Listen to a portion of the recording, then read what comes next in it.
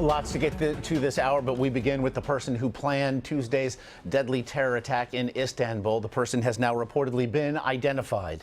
This comes as we get a look at this image taken from surveillance video that appears to show the three attackers in question before they carried out their coordinated attack at the Ataturk airport Tuesday. We have also learned their nationalities. The Turkish Interior Minister says they were from Russia, Uzbekistan, and Kyrgyzstan.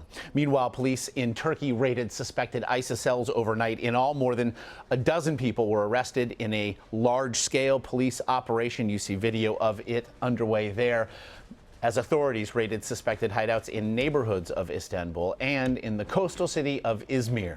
The Turkish government has blamed ISIS for the attack that killed 43 people and wounded 239 more.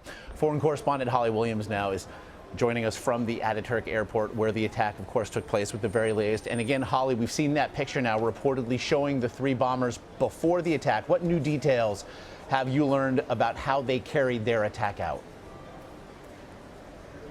Well, Josh, the Turkish media is reporting that one of the suicide bombers was Chechen, a Russian citizen who came here from Raqqa, the so-called ISIS capital in Syria, about a month ago. And one report is even naming him as Osman Varinov, though at this point there is no official confirmation of that. Now, the Turkish taxi driver who dropped the three attackers off here at the international terminal on Tuesday night has apparently told investigators that they were speaking a foreign language that he didn't recognize. And according to some reports, the two other attackers came from Central Asia.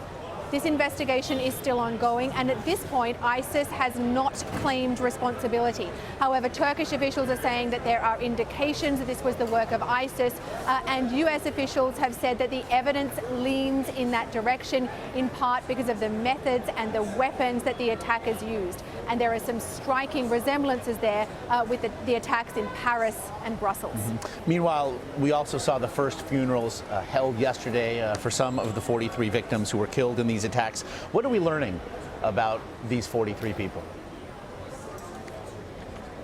Well, some of them were police officers, Josh, who were here at the airport. Some of them were people who worked here at the airport. Some of them were also passengers. This is a very busy airport. It's one of the busiest in the world. And two of the suicide bombers managed to detonate their suicide vests here in the international arrivals area, which is congested at pretty much any time of day. Now, Turkey is a majority Muslim country, and it appears that most of those who lost their lives were Muslims.